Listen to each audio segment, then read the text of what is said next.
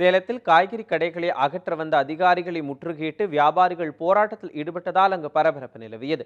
சேலம் திருமணிமுத்தாறு கரை ஓரத்தில் வியாபாரிகள் காய்கறி கடைகளை வைத்து விற்பனை செய்து வருகின்றனர்.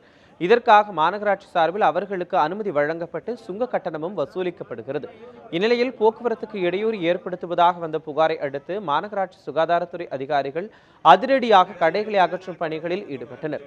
போக்லைன் வாகனத்தை கொண்டு கடைகளை இடித்ததால் அங்கு பரபரப்பு நிலவியது. இதனால் ஆத்திரமடைந்த வியாபாரிகள் அதிகாரிகளை முற்றுகையிட்டனர். அப்போது உரிய அறிவிப்பு இல்லாமல் ஆக்கிரமிப்பை அகற்றுவதாகவும் அனுமதிக்கப்பட்ட கட்டணத்திற்கு மாறாக அதிக அளவில் சுங்கம் வசூலிக்கப்படுவதாகவும் அவர்கள் குற்றம் சாட்டினர். நாங்க கடை போட்டு 25 வருஷம் ஆகுது. இங்க இப்ப திடீர்னு எவிசன் மாநகராட்சியினுடைய ஆளுங்க கான்ட்ராக்டுக்காரோட தூண்டுதல் பேர்ல எவிசன் பண்ண வந்திருக்கிறாங்க. நாங்க எவிசனுக்கு ஒத்துக்க மாட்டோம். நான் அதிகாரிகிட்ட பேச்சுவார்த்தை நடத்தி அந்த முடிவுக்கு வருவோம். நாங்க வியாபாரிங்க நாங்கள் சேர்ந்து பேசி அதிகாரிகளை பார்க்குற அமைச்சரை பார்த்துட்டு தான் மேற்கொண்டோம். எவிசனுக்கு எந்த விதமான மாற்றம் தரமாட்டோம். இடம் கிடையாது.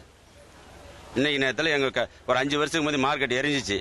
அப்போ ஷெட்டு போட்டு கொடுத்து எம்எல்ஏ செல்வராஜ் எம்எல்ஏ சார் எல்லாம் செட்டு போட்டு கொடுத்து தலைக்கு 3000 கொடுத்தாரு பணம். கடைக்கு மந்திரி கடைக்கு 3000 பணம் கொடுத்து லைட் வசதியாக நாங்கள் வச்சிருக்கிறோம். இப்போ திடீர்னு எவிஷன் பண்ண நாங்கள் எங்கே போகிறோம்? எங்கள் வாழ்வாதாரம் என்ன வருது?